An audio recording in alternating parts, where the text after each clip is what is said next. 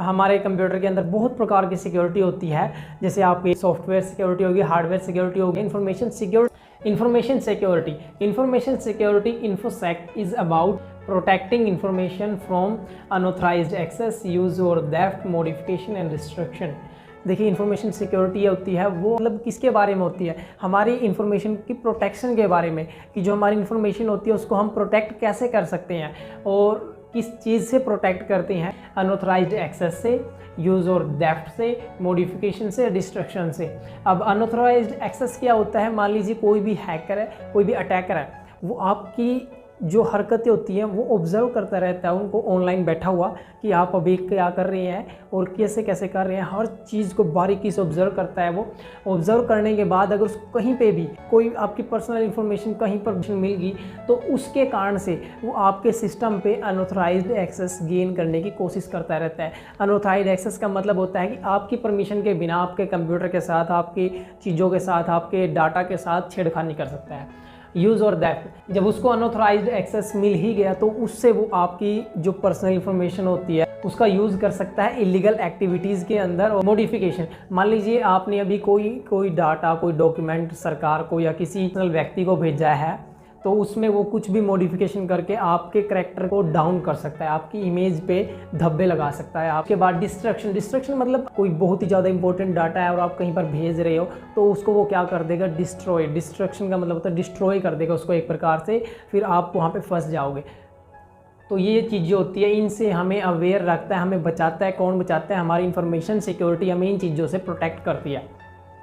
It make sure that data stage safe and private, कि वो और क्या करता है, आपके डाटा की सेफ्टी को और प्राइवेसी को मेंटेन रखता है। कौन रखता है? आपका इंफॉर्मेशन सिक्योरिटी।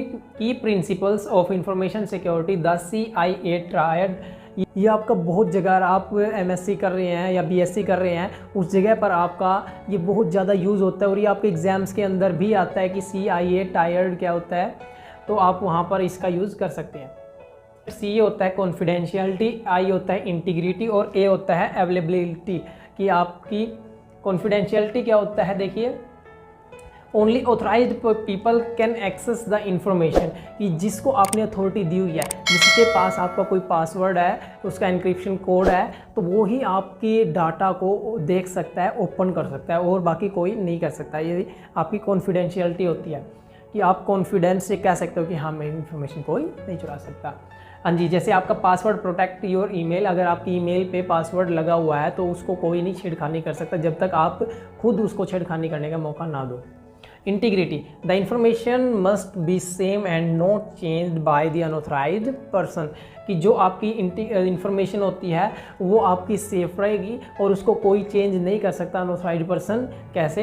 एग्जाम्पल से समझते हैं। Bank balance must not be altered illegally. Altered का मतलब होता है चेंज। हाँ जी, जो आपकी बैंक की डिटेल्स होती है, इन्फॉर्मेशन होती है, उसके साथ कोई छेड़खानी नहीं कर सकता, ये इंटीग्रिटी होती है। और ये आपको कौन प्रोवाइड करता है? Information security. हाँ जी, availability, the information should accessible when needed, कि आपकी इन्फॉर्मेशन हमेशा एक्सेसिबल रहनी चाहिए, जब भी हमें ज़रूरत पड़ेगी या किसी अदर को ज़रूरत पड़ेगी, जो ऑथराइज्ड पर्सन है वो उसको एक्सेस कर सकता है। वेबसाइट शुड नॉट क्रैश, जैसे आपकी कोई भी वेबसाइट, आपने कोई वेबसाइट बनाई हुई है तो उसके डाटा को कोई छेड़खानी ना कर पाए, उसको क्रैश ना कर दे, तो ये चीज़ भी आपकी ये अवेलेबिलिटी होती है।